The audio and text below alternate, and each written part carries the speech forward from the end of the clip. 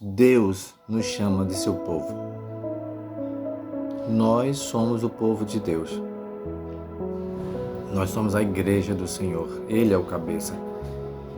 Fico impressionado, é como nós, como povo de Deus, estamos ficando tão insensíveis à voz do Espírito Santo. Quantas e quantas vezes o Espírito Santo tem falado para nós? Quantas e quantas vezes alertado situações para nós, tem nos conduzido, tem nos direcionado, e mesmo assim, nós, na maioria das vezes, estamos insensíveis a essa voz, a voz do Espírito Santo. E o incrível de tudo isso é que Deus, em sua onisciência, sabia que nós seríamos assim mesmo, insensíveis à sua voz. E mesmo assim, Ele nos ama, Ele insiste em falar conosco, Ele cuida de nós, Ele persiste em nos querer conduzir. Quem tem ouvidos, ouça o que o Espírito diz às igrejas. O Espírito Santo, a função dele é cuidar do povo de Deus, da igreja do Senhor. E você que um dia converteu-se ao Senhor, arrependeu-se dos seus pecados e recebeu uma nova vida, uma nova chance, uma oportunidade de ser chamado servo de Deus ou serva do Senhor, não perca essa sensibilidade. Hoje mesmo, diga ao Espírito Santo: faz-me sensível à tua voz. Eu quero te ouvir todas as vezes que o Senhor falar e obedecer à tua voz. É sobre isso que nós vamos falar na nossa reflexão de hoje. O livro de Isaías, capítulo 48, dos versículos de 1 ao 11. Agora, ouça isto, família de Jacó, vocês que são chamados pelo nome de Israel, quem deu início à linhagem de Judá. Pergunto a vocês que usam o nome do Eterno como garantia e oram ao Deus de Israel. Mas qual a importância disso? Vocês vivem de acordo com esse nome? Vocês afirmam ser cidadãos da cidade santa e agem como se dependessem do Deus de Israel, o Senhor dos exércitos dos anjos. Durante muito tempo, agia às claras diante de vocês, relatando com antecedência o que iria fazer, e o fazia, e estava feito, e era isso. Sei que vocês são cabeças duras, obstinados e arrogantes. Não me antecipei e comecei a contar a vocês o que estava ocorrendo antes mesmo de acontecer. Por isso vocês não podem dizer: foi meu ídolo Deus quem fez isto, ou meu Deus esculpido favorito determinou isto. Vocês têm todas essas evidências confirmadas por seus olhos e ouvidos. Não deveriam estar discutindo o assunto? E isso foi só o começo. Tenho muito mais a revelar, coisas que vocês nem sabem que existem. Não se trata de uma variação de uma coisa antiga, é novo, novinho em folha. É algo que vocês jamais conseguiriam adivinhar ou sonhar.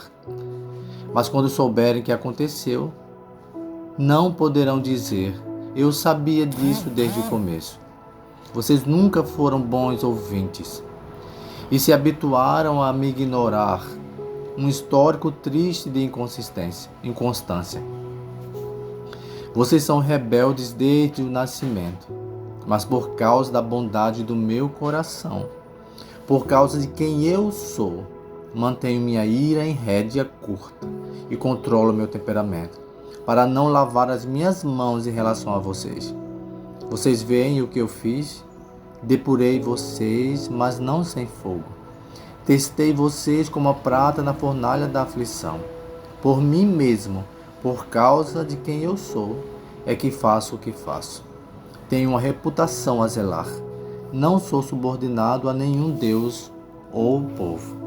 Palavra do Senhor.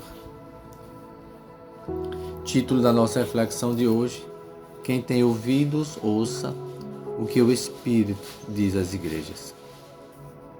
É doloroso lembrar que, em certo grau, esta acusação pode ser atribuída a cristãos, que muito frequentemente são, em certa medida, espiritualmente insensíveis. Podemos lamentar o fato de que nós não ouvimos a voz de Deus como deveríamos. Tu nem a ouviste, diz o versículo. Há na alma movimentos suaves do Espírito Santo que são ignorados por nós. Há sussurros de comando divino de amor celestial que são igualmente negligenciados por nosso inerte intelecto. Ai de nós! Temos sido desatentamente ignorantes. Nem as conheceste, diz o versículo. Há questões que deveríamos ter notado, perversões que podem ter progredido sem percebermos. Doces paixões que secam como flores na geada, abandonadas por nós. Vislumbres da face divina que poderiam ser percebidos se não bloqueássemos as janelas da nossa alma. Mas nós, diz o versículo, não tivemos conhecimento. Ao pensarmos nisso, ficamos humilhados e em abatimento. Devemos adorar a graça de Deus ao entendermos o contexto de que toda essa insensatez e ignorância de nossa parte foram previstas pelo Senhor. E apesar desse conhecimento prévio, Ele ainda se agrada de lidar conosco de modo misericordioso.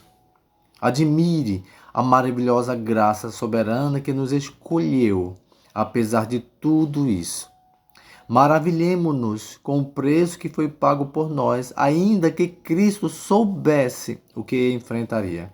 Ele, que foi pendurado na cruz, nos viu de antemão como incrédulos, apóstatas, frios de coração, indiferentes, negligentes, relaxados em oração, e ainda assim disse: porque eu sou o Senhor teu Deus, o Santo de Israel, o teu Salvador. Visto que foste precioso aos meus olhos, digno de honra eu te amei. Darei homens por ti e os povos pela tua vida. Ó redenção! Quão maravilhosamente resplandecente é seu brilho ao pensarmos em quão sombrios nós somos. Ó Espírito Santo, dá-nos daqui em diante ouvidos que ouçam e coração que compreenda a tua voz.